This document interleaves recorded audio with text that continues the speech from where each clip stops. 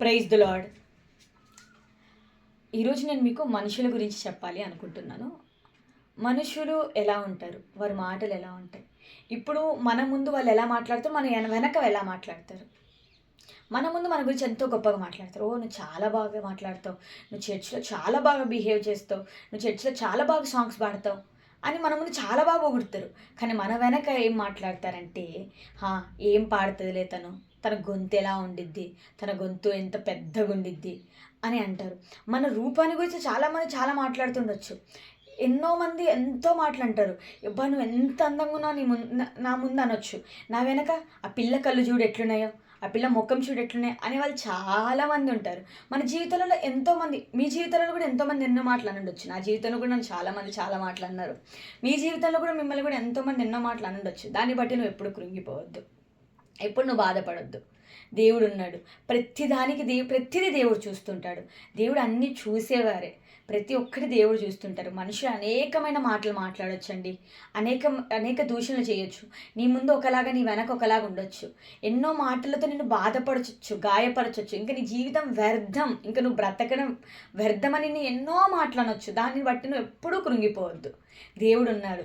దేవుడే తెలియజేస్తున్నాడు గదా! మనుషులను నమ్ముకొనుట కంటే యెహోవాను ఆశ్రయించుట మేలు అని. కీర్తన గ్రంథము 118 అధ్యాయము 8 వచనం చూసుకున్నట్లయితే, మనుషులను నమ్ముకొనుట కంటే యెహోవాను ఆశ్రయించుట మేలు. మనం మనుషులను నమ్ముతున్నామేమో. మనుషులను నమ్మి వీరు నా జీవితంలో మంచివారు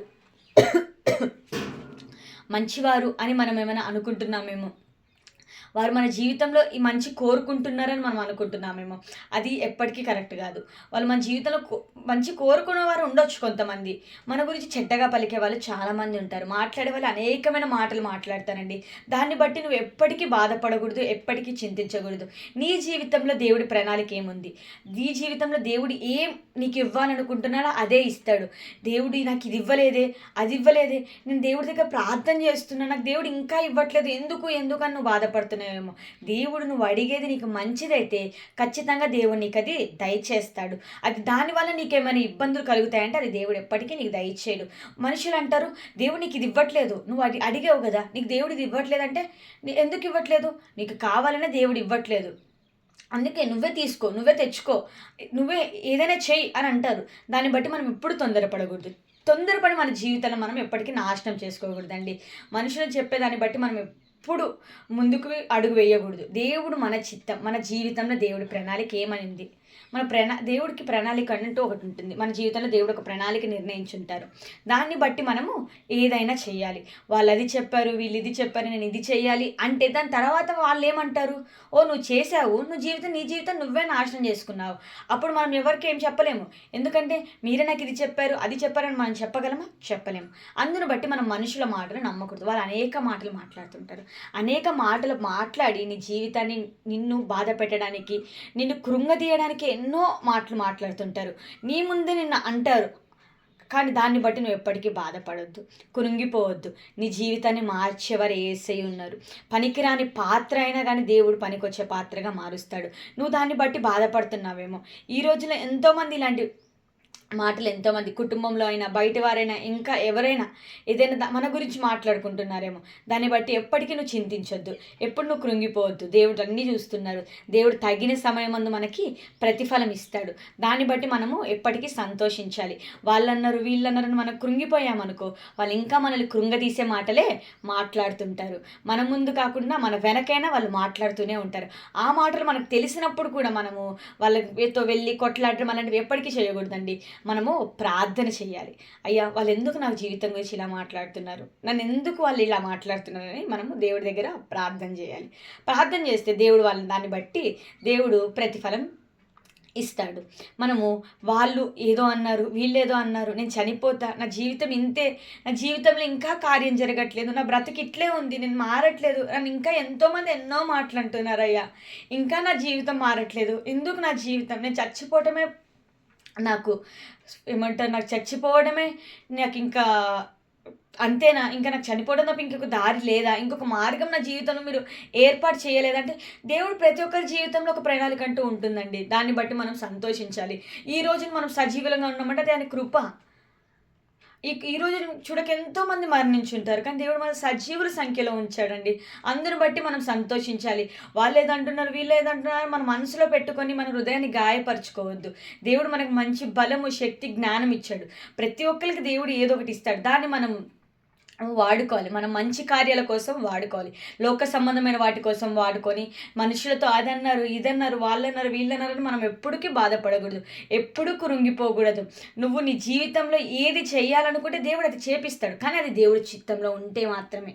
నీ చిత్తానుసారంగా నువ్వు ఏది చేసుకోకూడదు. దేవుడి దగ్గర ఏది చేసినా నువ్వు ప్రార్థనతో చేయాలి. అయ్యా నాకు ఇది కావాలి, అయినా మీ చిత్తమే.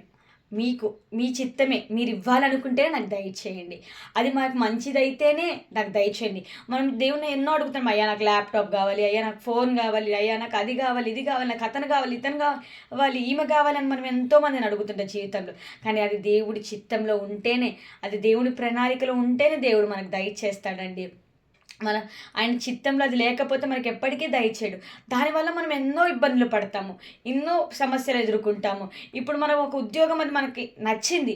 అది దేవుని చిత్తంలో లేదు. అది మనం చేసామనుకో, దానిలో ఏమైనా ఎన్నైనా సమస్యలు ఉన్నాయనుకో, అది అయ్యో అప్పుడు మనకు అనిపిస్తుంది, అబ్బా నాకు మా నాన్న వద్దన్నారు, మా అమ్మ వద్దన్నారు, అయినా నేను వచ్చాను. అప్పుడు తెలుస్తుందండి. అలాంటప్పుడు దేవుడు ఏమంటాడు, నేను ఇచ్చేది తీసుకునేదాకా నువ్వు ఆగలేదు కదా, నీకు ఇష్టానుసారంగా నువ్వు వెళ్ళిపోయావు అని దేవుడు అనుకుంటాడు. అలాంటి జీవితం మనకొద్దు. మనము దేవుడి ప్రణాళికలో దేవుడు ఏది ఇస్తే అది పొందుకునే వారిగా ఉండాలి. వాళ్ళేదంటున్నారు, వీళ్ళేదంటున్నారు, దాన్ని బట్టి ఎప్పటికీ నువ్వు బాధపడద్దు. నేను చనిపోతే ఇంకా నా జీవితం అంతే అని నువ్వు కృంగిపోవద్దు. నీ జీవితంలో దేవుడి ప్రణాళిక అంటూ ఒకటి ఉంటుంది. దానికోసం ఎదురు చూడాలి. దానికోసం మనము సాగిలపడాలి. దేవుడి దగ్గర ప్రార్థన చేయాలి. అయ్యా నా జీవితంలో మీ ప్రణాళిక ఏంటి అని అడగండి. కానీ లోక సంబంధమైన వాటి కోసము అయ్యా నాకు ఇది దయచేయండి, అది దయచేయండి, నాకు ఇది కావాలి, అది కావాలి, నాకు మంచి ఇల్లు కావాలి, మంచి బంగారం కావాలి, అయ్యా నాకు డైమండ్లు కావాలి, అది ఇది అని వాటి కోసం మనం ఎప్పుడు దేవుడిని అడగకూడదండి. దేవుడు ఏది ఇస్తే అది పొందుకోవాలి, కానీ మనం దేవుడి దగ్గర అడగకూడదు. ఇంకా చాలామంది ఇంకా మనకు ప్రార్థన చేస్తున్నా కానీ నాకు సమాధానం రావట్లేదు. దేవుడు నా మొర వింటున్నాడా, వినట్లేదా, అసలు వింటాడా దేవుడు అని అనుకునే వాళ్ళు చాలామంది ఉంటారు. నేను చాలాసార్లు అలానే అనుకున్నాను. కానీ దేవుడు ఖచ్చితంగా మన ప్రార్థన వింటాడన్న నమ్మకం మనకు ఉండాలి, విశ్వాసం ఉండాలి. విశ్వాసం లేకుండా దేవుడు వింటున్నాడన్న విశ్వాసం లేకుండా మనం ఎప్పటికీ కార్యం జరగదండి. విశ్వాసం కలిగి జీవిస్తేనే దేవుడు నమ్ముతున్నాడు, దేవుడు నా ప్రార్థన వింటున్నాడు, నేను ప్రార్థన చేశాను, దేవుడు వింటాడు, దేవుడి చేతిలో నేను పెట్టేశాను, దేవుడు కార్యం జరిగిస్తాడు అన్న నమ్మకం మనకు ఉండాలి. దేవుడు కార్యం జరిగిస్తాడు అని మనం అనుకుంటే దేవుడు ఖచ్చితంగా కార్యాన్ని జరిగిస్తాడండి. దీన్ని బట్టి మీరు అందరూ సంతోషించాలి. ఇప్పటికీ మనము దేవుడికి రుణపడి ఉండాలి. ఎందుకంటే ఆయన మన కోసం సిలువలో మరణించి బలియాగం అయ్యాడు. అందును బట్టి మనము దేవునికి యందు కృతజ్ఞతాస్తుతులు చెల్లించాలి. మనము మనుషులను బట్టి, మనుషుల ఆలోచనలు బట్టి, మనుషులు ఇదన్నారు అదన్నారంటే అది ఎప్పటికీ మన జీవితాన్ని నాశనం చేస్తుంది. ఒకరి గురించి మన దగ్గర వచ్చి చెప్తున్నారు అంటే అది మన జీవితాన్ని నాశనం చేస్తుంది. దాన్ని బట్టి మనం ఎప్పటికీ కృంగిపోవద్దు. దేవుని విశ్వసించి వారు ఎవ్వరు ఎన్ని మాటలు అన్నా కానీ అవన్నీ పక్కన పెట్టి దేవుడి దగ్గర ప్రార్థించి ఫలితం పొందుకునే వారిగా నీవు నేను ప్రతి ఒక్కరము జీవించినట్లుగా. ఆమేన్.